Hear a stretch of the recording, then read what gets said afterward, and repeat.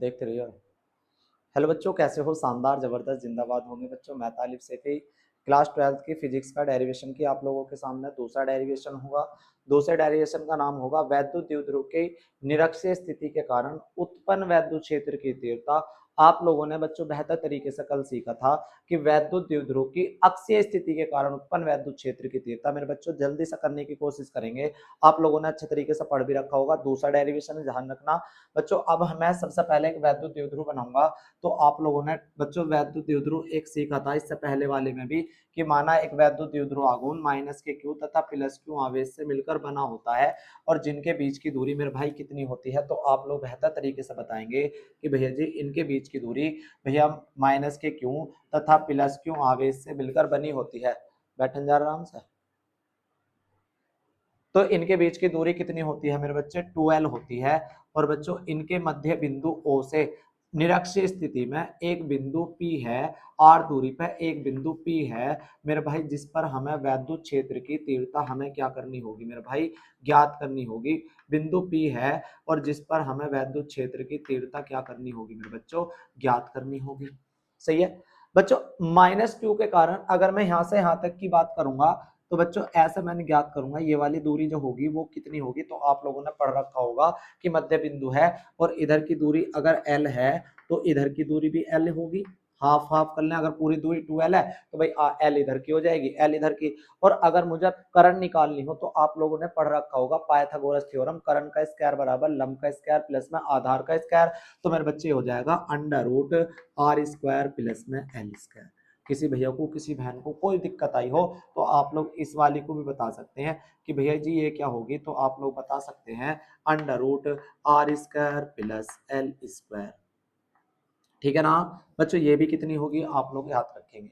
बच्चों एक बात याद रखनी है, जैसे मैं अगर तुमसे कहूंगा कि इधर को जो होगी आप लोगों की परिणामी तीव्रता कितनी होगी तो आप लोग बताओगे भैया इसकी तीव्रता होगी E1 और माइनस क्यू के कारण वैद्युत क्षेत्र की तीव्रता किधर की तरफ को होती है। तो आप लोग बताएंगे भैया जी E2 बाहर की तरफ।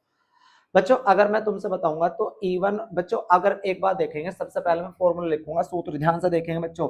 सबसे पहले मैं सूत्र लिखूंगा वैद्युत क्षेत्र की तीव्रता का। E बराबर होता है 1/4 pi epsilon not Q upon में कितना होता है मेरे बच्चे? R स्क्वायर होता है। तो आप लोग ध्यान से देख लीजिएगा। सबसे पहले मैं लिखूंगा प्लस क्यू आवेश के कारण उत्पन्न वैद्युत क्षेत्र की तीव्रता। प्लस क्यू आवेश के कारण प्लस क्यू आवेश के कारण बिंदु P पर, ये तो ज्ञात कर रहा हूं बच्चों, बिंदु P पर उत्पन्न वैद्युत क्षेत्र की तीव्रता। आप लोग ध्यान से देख लीजिएगा, वैद्युत क्षेत्र की तीव्रता। तो आप लोग बता सकते हैं तो E की जगह क्या लिखूंगा? तो मेरे भाई E1 लिखूंगा इज इक्वल्स टू में होगा 1/4 pi epsilon not plus Q बटे में R। बच्चे R क्या होगी? तो आप लोग यहाँ खड़े हो, यहाँ से लेके यहाँ तक की दूरी चाहिए तो ये कितनी है? तो आप लोग बताएंगे भैया जी under root R square plus में L स्क्वायर होगी। क्या आप लोग इतनी बात समझ पाएंगे? Under root R square plus L square और ऊपर स्क्वायर है तो स्क्वायर ऐसे रखूंगा तो स्क्वायर से रूट कट जाएगा। तो E1 का मान जो होगा तो आप लोग बता पाएंगे कि E1 बराबर होगा 1/4 pi epsilon not Q upon में कितना हो जाएगा मेरे भाई? R स्क्वायर प्लस में कितना हो जाएगा? L square. क्या आप लोग इतना बात पता कहें कि E1 का मान कितना होगा? 1/4 pi epsilon not Q upon में R स्क्वायर प्लस में L स्क्वायर। और प्लस में R square plus L square कहां से आया है? तो बच्चों R की दूरी यहां से लेके यहां तक ली है, जितनी दूरी यहां होगी उतनी दूरी यहां होगी। और बच्चों अब मैं R की जगह under root R square plus L square रखूंगा और स्क्वायर से रूट कट जाएगा तो क्या बचेगा? R square plus L square बच रहा होगा। क्या E1 का मान आप लोग बेहतर तरीके से जान पाए हैं कि E1 का मान कितना होगा? 1/4 pi epsilon not Q upon में R स्क्वायर प्लस में L स्क्वायर। ऐसे ही बच्चों प्लस क्यू आवेश के कारण निकाला है, अब क्या मैं माइनस क्यू आवेश के कारण निकालूंगा।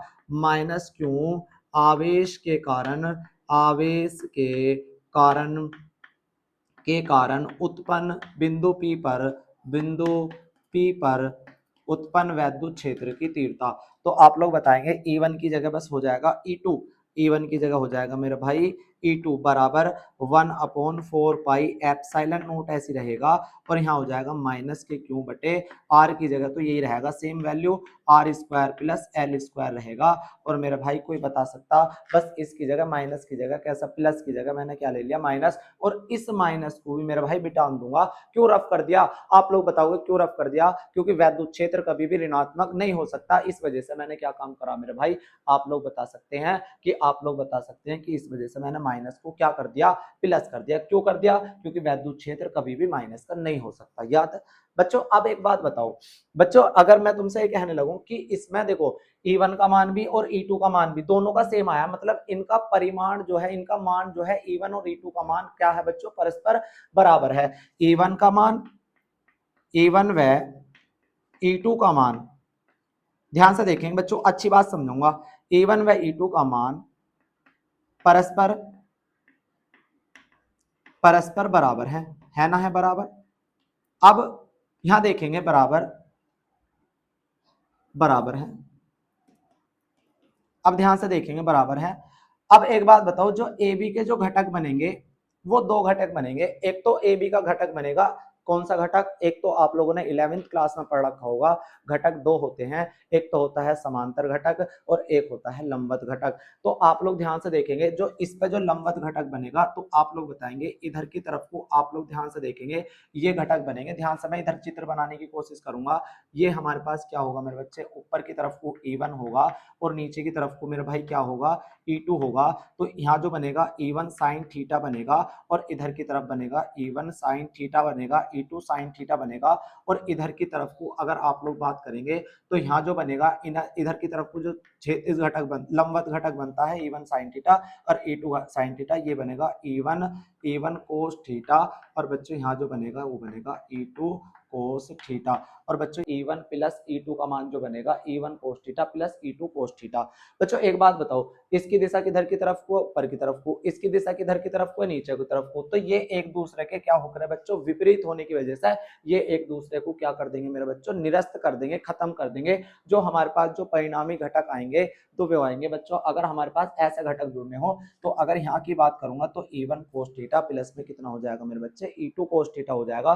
तो आप लोग ध्यान से देखेंगे E1 व E2 का मान क्या है बच्चों, परस्पर क्या है आप लोगों के बराबर। तो ए बी के कितने घटक बनेंगे, तो आप लोग बताएंगे ए बी के दो घटक होंगे। तो आप लोग यहाँ लिखेंगे ए बी के कितने घटक होंगे, दो। क्या होंगे? पहला घटक होगा बच्चों हमारा, एक तो होता है लंबवत घटक और एक होता है क्षैतिज घटक या समांतर घटक। एक होगा मेरे बच्चे क्या, समांतर घटक। जो समांतर घटक होगा नंबर एक, जो समांतर घटक लंबवत घटक होगा E1 cos theta, E1 sine theta, और दूसरा होगा वह E2 cos theta sine theta. बच्चों इनकी जो दिशा है वो कैसी है बच्चों, विपरीत है। इसकी दिशा कैसी है, ऊपर को, इसकी दिशा कैसी है, नीचे को। अगर विपरीत दिशा है तो एक दूसरे को क्या कर देंगे बच्चों, निरस्त कर देंगे, यानी कि ये आपस में क्या हो जाएंगे, आपस में कैंसिल आउट हो जाएंगे। क्यों? क्योंकि उनकी दिशा विपरीत होने की वजह से ये कैसे हो जाएंगे, आपस में निरस्त हो जाएंगे। दूसरी बात जो हमारे पास समांतर घटक है, तो समांतर घटक आप लोग याद रखेंगे, तो एक तो होगा E1 साइन थीटा की जगह कोस थीटा लिख लूंगा, और वह E2 क्या हो जाएगा मेरे बच्चे, कोस थीटा। इनकी दिशा एक ही तरफ को होने की वजह से, बाहर की तरफ को, यहाँ को होने की वजह से, इधर की तरफ को होने की वजह से बच्चों ये क्या हो जाएंगे, ये एक ही दिशा क्या है मेरे बच्चों, इनकी दिशा समान होने के कारण तो बच्चों क्या हो जाएंगे, E1 कोस थीटा और E2 कोस थीटा आपस में कैसे हो जाएंगे बच्चों, तो ये कैसे हो जाएंगे, मतलब जुड़ जाएंगे, है ना, कारण जुड़ेंगे। ठीक है ना। अब बताएं परिणामी तीव्रता क्या होगी, सब बच्चे बताएंगे परिणामी तीव्रता, अभी तो बताई थी बच्चों, E बराबर E1 cos theta plus E2 cos theta. आप लोग बेहतर तरीके से सीख पाए हैं, आप लोग कहोगे हाँ भैया जी सीख लिया। परिणामी तीव्रता क्या आएगी, E बराबर E1 cos theta plus E2 cos theta. जो हमारी कल वाली परिणामी तीव्रता थी वो क्या थी, E बराबर क्या था, E1 माइनस E2। आप लोग समझ पाए हैं इतनी बात? आप लोग कह दो हाँ भैया जी समझ पाए हैं, पर ये वाली बात आप लोगों को लिखनी होगी। ए बी के दो घटक होंगे, एक तो होगा हमारे पास कौन सा घटक, एक तो होगा हमारे पास लंबवत घटक जैसा E1 cos A1 sin theta, एक मतलब क्षैतिज घटक जो यहाँ बनेगा, इसकी दिशा इधर को मान ली E1 cos थीटा, इधर की E2 cos थीटा, इसकी वजह से इनका जो परिणामी तीव्रता आएगी वो यहाँ आएगी E बराबर आएगी E1 cos थीटा और प्लस में E2 cos थीटा। आप लोग बेहतर तरीके से समझ पाए हैं? हाँ थम्स अप करके कह देंगे हाँ भैया जी थम्स अप करके हमने बेहतर तरीके से समझ पाए। जब लंबवत घटक होगा तो E1 sin थीटा व E2 sin थीटा की दिशा विपरीत होने की वजह से एक दूसरे को निरस्त कर देंगे। पर समांतर जब बच्चों हमारे पास दूसरा वाला कैसा है, तो आप लोग बताएंगे हमारा जो है दूसरा वाला है समांतर, और समांतर में E1 cos theta E2 cos theta और की दिशा एक ही होने की वजह से, एक समान दिशा होने की वजह से होने के कारण ये आपस में कैसे हो जाएंगे मेरे बच्चे, जुड़ जाएंगे। तो E बराबर क्या होगा E1 cos थीटा प्लस में E2 cos थीटा होगा। क्या आप लोग इतनी बात समझ पाए हैं? E बराबर E1 का मान कितना होता है, तो आप लोग बताएंगे 1/4 pi epsilon not Q upon में R square plus L square होगा, और cos थीटा ऐसे ही रखूंगा, और प्लस में क्या होगा मेरे बच्चे E2 का मान 1/4 pi epsilon not Q upon में R square plus L square होगा, और बेटे बच्चे होगा हमारे पास cos थीटा। तुम क्या होगे E1 का मान कहां से रख लीजिए, यहाँ से रख लिया मेरे बच्चे, ये रहा, ये रखा ये रहा E1 का मान, और ये होगा E2 का मान ये रखा। क्या आप लोग इतने बेहतर तरीके से समझ पाए? यू पूरा सेम भाई, जब दोनों सेम हो गए तो क्या हो जाता है मेरे बच्चे, जब अगर ये प्लस का होता है माइनस का होता तो कट जाता, ये एक है ये भी एक है, तो मेरे भैया ये जुड़गा। P बराबर होगा ये, जैसे आप लोग x प्लस x को क्या कहते हो, तो भैया 2x कहते हो, तो आप लोग इसको भी तो पूरा x मानोगे, इसको भी तो पूरा x मानोगे, तो क्या ये दो ना हो जाएंगे? तुम क्या होगे, हाँ भैया जी दो हो गए, 2 गुणा 1/4 pi epsilon not Q upon में R square plus L square, और मेरे बच्चे कोस थीटा होता है, कोस थीटा बराबर होता है आधार बटे कर्ण। क्या आप लोग इतनी बात समझ पाए हैं? आधार बटे कर्ण कहां से आया है, कोस थीटा।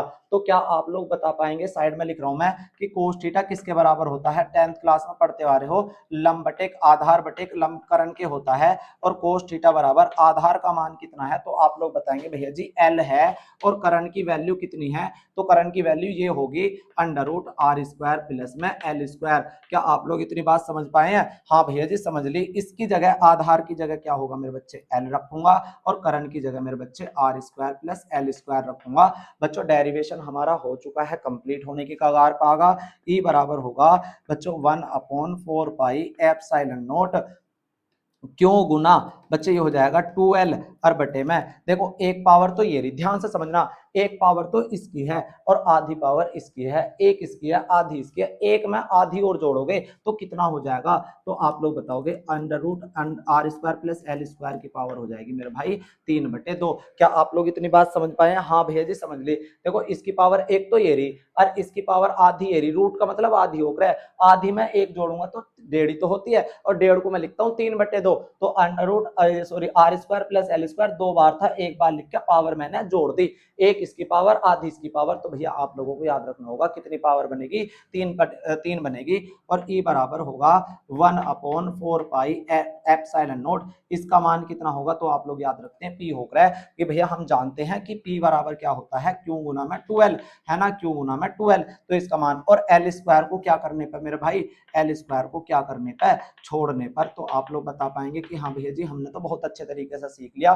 तो ये P अपॉन में कितना हो जाएगा, R स्क्वायर की पावर 3/2, क्योंकि मैंने तो L स्क्वायर तो छोड़ दिया, क्यों, क्योंकि L स्क्वायर बहुत नगण्य है, L बहुत नगण्य है, तो उसका जब वर्ग करेंगे तो और भी नगण्य हो जाएगा, तो 2 से 2 कट जाएगा मेरे भाई आप लोग बताएंगे E बराबर होगा 1/4 pi epsilon not P upon में R की क्यूब। क्या आप लोग इतने, ये वाला डेरिवेशन आप लोगों को बेहतर तरीके से समझ में आया होगा, अच्छे तरीके से समझ में आया होगा।